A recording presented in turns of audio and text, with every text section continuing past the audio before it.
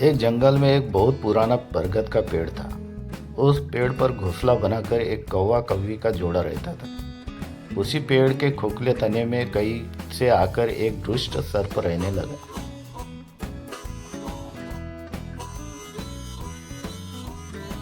हर वर्ष मौसम आने पर कौवी घोंसले में अंडा देती और दुष्ट सर्प मौका पाकर उनके घोंसले में जाकर अंडे खा जाता।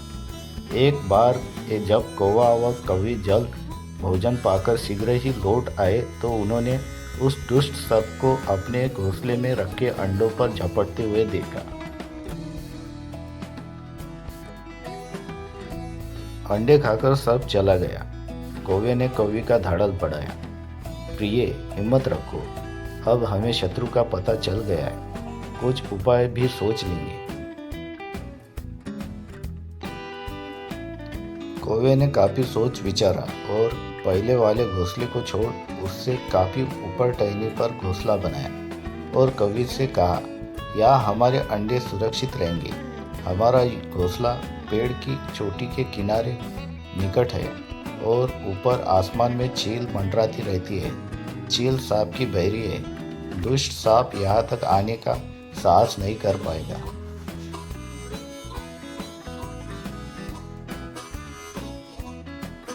कौवे की बात सुनकर कौवी ने भी घोंसले में अंडे दिए, जिसमें अंडे सुरक्षित रहे और उनमें से बच्चे भी निकल आए।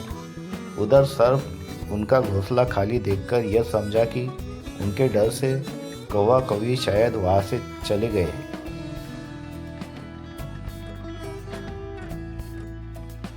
पर दुष्ट सर्प ढो लेता रहता था। उसने देखा कि कौवा कौवी उसी पेड़ से उड़ते हैं और लौटते भी वही है। उसे यह समझते देर नहीं लगी कि उन्होंने नया घोंसला उसी पेड़ पर ऊपर बना रखा है।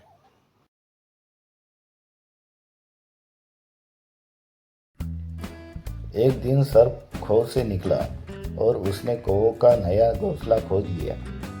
घोंसले में कौवा दंपति के 3 नवजात शिशु थे। दुष्ट सर्प उन्हें एक एक करके घपाघप निकल गया और अपने खोह में लौटकर डकारे लेने लगा।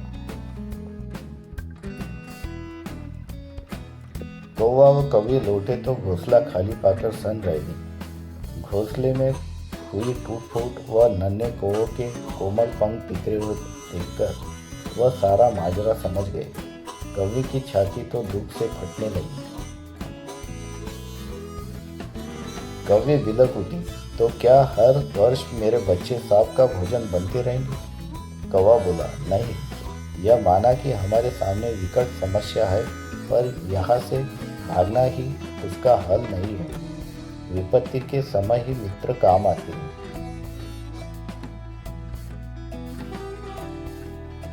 हमें लोमड़ी मित्र से सलाह लेनी चाहिए। दोनों तुरंत ही लोमड़ी के पास गए। लोमड़ी ने अपने मित्रों की दुख भरी कहानी सुनी। उसने कौवा तथा कौवी के आंसू पोंछे। लोमड़ी ने काफी सोचने के बाद कहा, मित्रों, तुम्हें वह पेड़ छोड़कर जाने की जरूरत नहीं है। मेरे दिमाग में एक तरकीब है जिससे उस दुष्ट सर्प से छुटकारा पाया जा सकता है। लोमड़ी ने अपने चतुर दिमाग में आई तरकीब बताई। लोमड़ी की तरकीब सुनकर कौवा कौवी खुशी से उछल पड़े। उन्होंने लोमड़ी को धन्यवाद दिया और अपने घर लौट आए।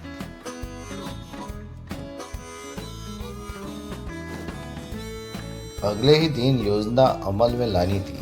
उसी वन में बहुत बड़ा सरोवर था। उसमें कमल और नरगिस के फूल खिले रहते थे। हर मंगलवार को उस प्रदेश की राजकुमारी अपनी सहेलियों के साथ वहां जल क्रीड़ा करने आती थी। उनके साथ अंगरक्षक तथा सैनिक भी आते थे।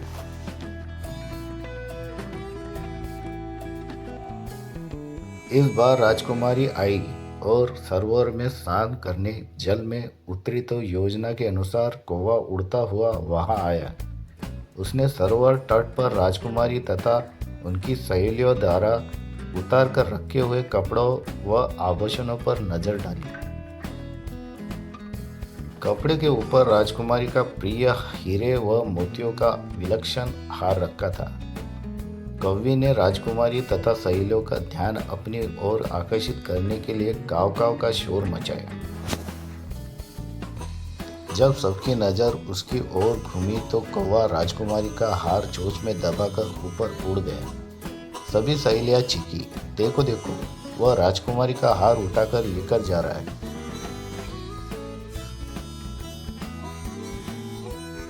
सैनिकों ने ऊपर देखा तो सचमुच एक कौवा हार लेकर धीरे धीरे उड़ता जा रहा था। सैनिक उसी दिशा में दौड़ने लगे।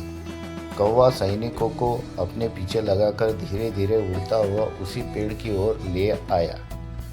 जब सैनिक कुछ ही दूर रह गए तो कौवे ने राजकुमारी का हार इस प्रकार गिराया कि वह सांप वाले खो के भीतर जा गिरी।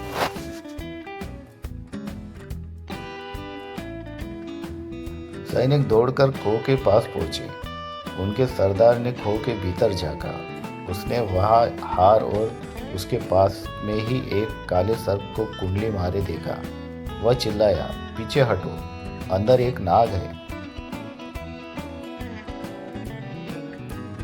सरदार ने खो के भीतर भाला मारा। सर्प घायल हुआ और फुसकारता हुआ बाहर निकला। जैसे ही वह बाहर आया, सैनिकों ने भालों से उसके टुकड़े टुकड़े कर डाले। तो इस कहानी से यह सीख मिलती है दोस्तों कि सूझबूझ का उपयोग कर हम बड़ी से बड़ी ताकत और दुश्मन को हरा सकते हैं। बुद्धि का प्रयोग करके हर संकट का हल निकाला जा सकता है।